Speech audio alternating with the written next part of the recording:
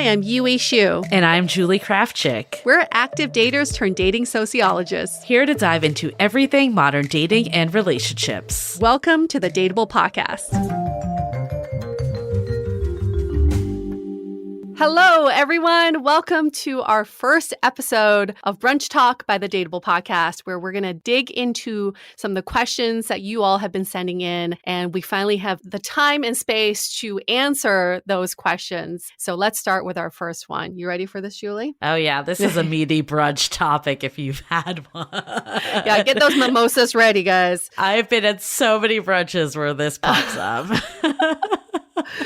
What do I do when they don't text back and I freak out? To give a little bit of background, when they don't get text back within 3 to 4 hours of me texting them, I tend to freak out and make up stories in my head. How do I stop doing that? Oh my God. How many times have you shared that text thread at the brunch table asking what's going on? 30 million times.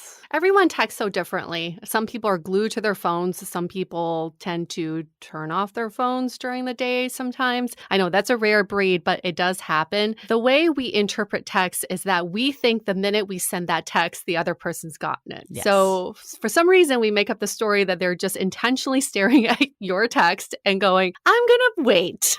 Yeah. I'm going to wait a little bit. And that's not exactly the right way to think about this because you have no control of when and how they receive the text. You could send the text and maybe they're, I don't know, in the shower, on the toilet, or they're at work and they see it 5 hours later. You don't know. Ultimately, we can only control how we control this situation, like how we act and how we feel. We cannot control how other people are going to text us. So one thing to think about is to get ahead of it. Know that you do get anxious if you don't get a text back within 3 to 4 hours. Then ask a question in your text that has some sort of urgency. You know, can you text me back within the next few hours? I like to know this or that. Mm-hmm. Get rid of the small talk over text because I can guarantee you small talk doesn't garner immediate response. No, Right. Hey, hope you're having a great day. Well, I don't need to reply to that text because it has no sense of urgency. Also know that if you are really into someone and this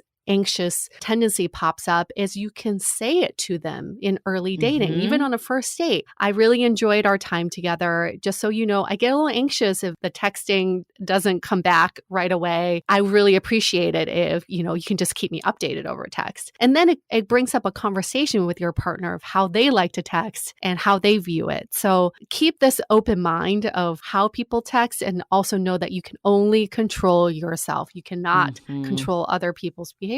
I mean, this was my biggest source of anxiety when I was dating, hands down. And I mean, I definitely remember having that conversation with my now partner about, my one thing is texting. Like, this is what gives me anxiety. And, I think it's like, it feels like that could be super daunting to have that conversation with someone you barely know and that you're going to come off needy and all of that. But I think remembering that, one, you want to be with someone that you feel secure with. And if someone can't meet you where you are, and I think there's also a big difference of, needing a zillion things versus like, this is my one thing, that's a different situation. And it can open up for them to share what is it that they need from you that will make them feel secure about this. And I think you can even say like, this is something I've just realized from dating, not putting blame on them. I think that's why it's good to have that convo before it becomes a problem because it's not about something that they've done wrong. Right. Get ahead of it. We often read into the significance of text and everyone is a little bit different with the way they text, which is why this is such a big hot topic early on in dating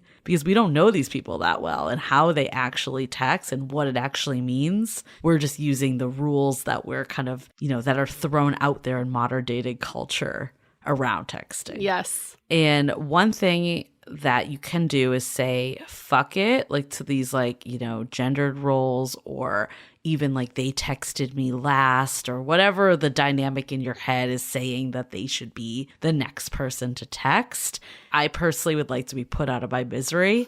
So I'm like, I'm just going to text them. And I would rather find out if they just aren't interested. If they aren't, then I can move on. And hopefully they still are. And it's just a story I've been making up in my mind. I just think sometimes like we can spend hours ruminating on something when you could just take an action and then you could be done with it. But again, that's up to you. I think some people view that very differently. Like I could see the feedback being like, but now I'm the one that has to make all the moves. Yeah. And I don't think that's the case either. Like if you send one extra text, that doesn't mean that you're like the only one that has to initiate everything. Right. It's more just getting out of your own way to do it. But the other option is if you don't want to do that, take a walk around the block. Like get away from your phone. I swear sitting watching that phone is the death of anyone. Like just waiting for that bubble to pop up. I've been there. Gosh. I'm saying it as someone that has been staring at their phone before. I bought an adult coloring book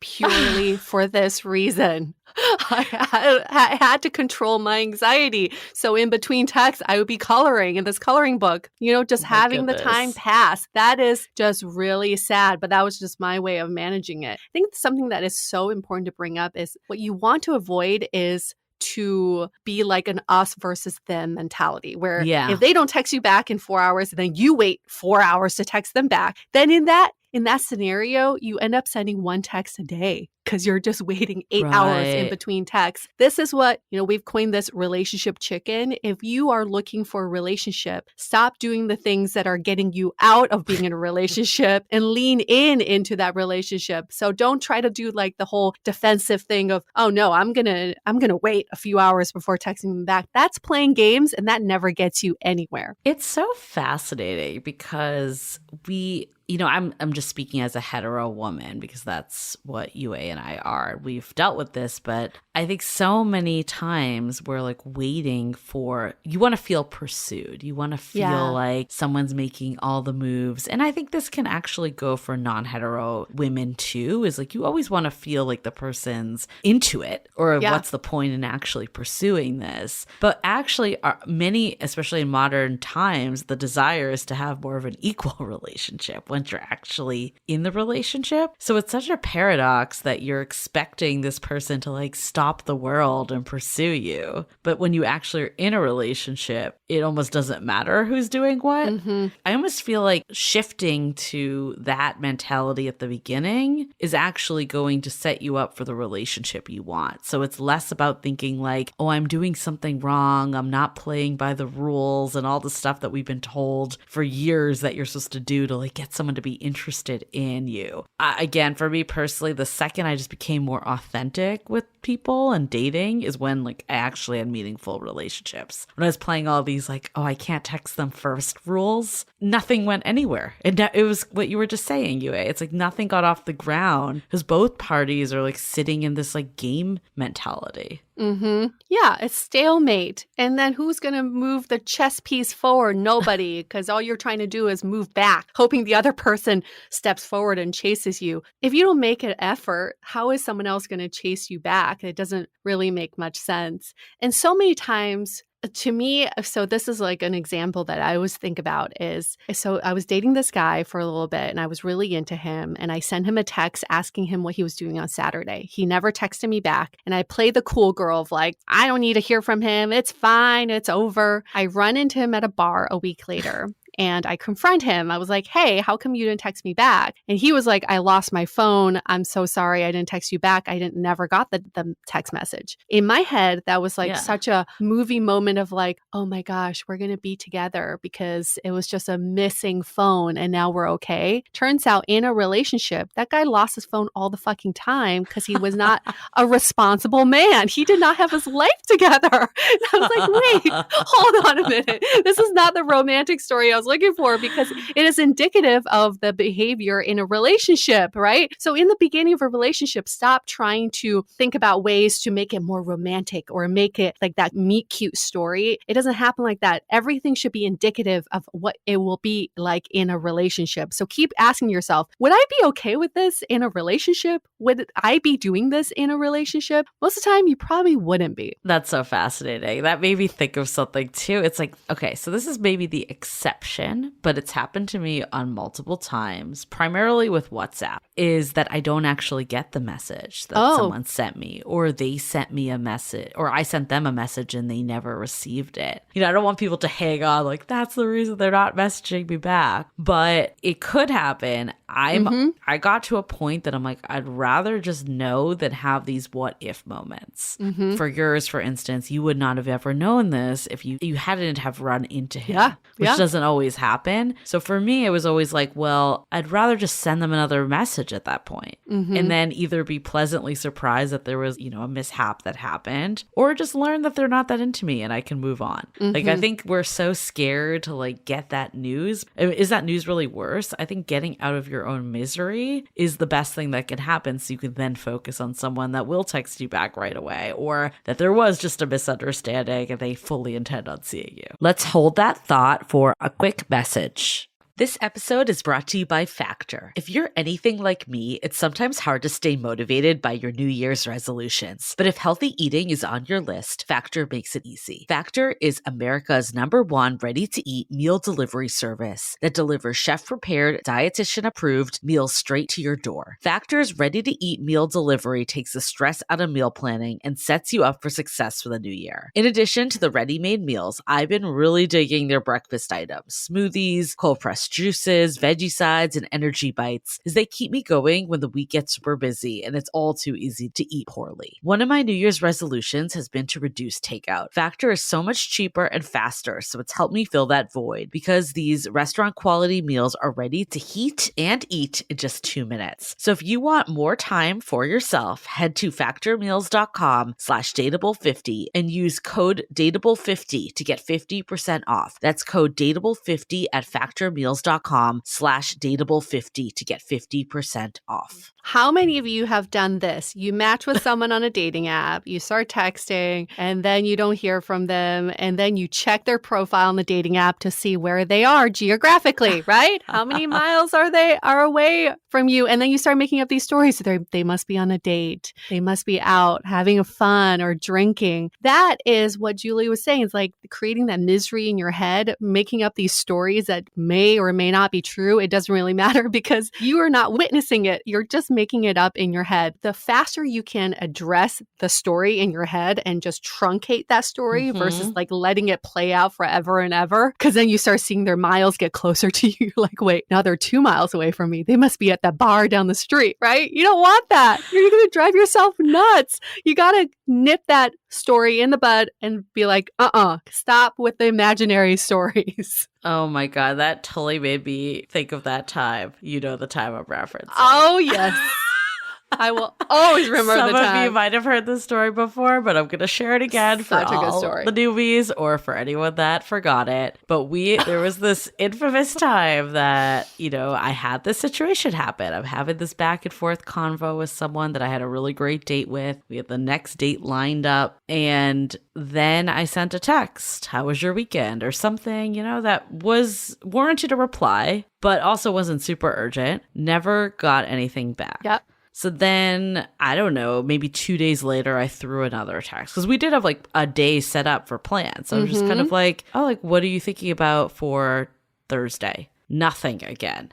So then UA went into full investigative mode, created a fake profile. I'll let you take it from here, because you love this part of the story. I'm just so proud of myself. I will offer this as a service one of these days. I am the original catfish king. I created this fake profile. I had photoshopped a photo that of a girl that does not exist. She's like a combination of few girls I know. And I made her into this profile where I think many people would be interested. And it was true. Many people matched with her, including said protagonist in this story. And we matched. So I thought I would just catch him, like set up a date with him and not show up. And he ghosted me too. He ghosted this fake. But he did talk to you. He did talk to me. So we knew he was alive, because I was like, at one point, I had a point like, did something happen to this guy? Yes. And we saw the miles go farther away because he lived in Oakland, and then it came back closer to San Francisco. So we knew he was moving around, okay? He was going to work. And he was going home. But it just boggled our minds why he couldn't just pick up the phone and text Julie back. But was it worth our time? Probably not. But it made for a fun story. Well, but Julie, you should update people on what is the final update. Well, okay, before I go into the update, because this is like a little on ghosting, but I do think it was worth the time, because I could have sat and questioned what happened right. for months, right? Yeah. But I sent him another message on Thursday being like, well, I guess this isn't happening, and, people have, again, varying levels of how much they want to call someone out when they're not responding to them. For me, I always think about like what is actually going to serve me the best. So instead of thinking about like, oh, they're going to think I'm like pathetic or I'm needy or I'm desperate because I keep messaging them, I want to do whatever is going to give me the most closure so I can move the fuck on. Correct. Right? Yep. And I don't view it as being needy and desperate if you're putting yourself first in this. And like, they're the ones that are ignoring you when you've been having a conversation. So I don't think there's anything wrong with that. So that's the first part. But what we did realize is that this guy is now engaged. Mm-hmm. And I found out that he had a girlfriend like slightly after this whole thing. So a lot of times when this does happen, there's a reason, like there's someone else in the picture. Again, with early dating, it could just be that they're a freaking bad texter, or it could be that they're just unsure of either you or their situation or where they're going or whatever it may be. And it's never fully personal because you just don't know where this other person is at. So he definitely was dating someone else, but a good communicator could have still just been like, hey, things changed. Mm-hmm. So that's all we needed. That's all we needed. Yeah. So lesson learned from this, the more you can get out of your own misery, the better, the faster. And sometimes it's a misunderstanding. Sometimes it's them just being afraid to tell you the truth. But either way is going to benefit you if you can learn that faster. Yes.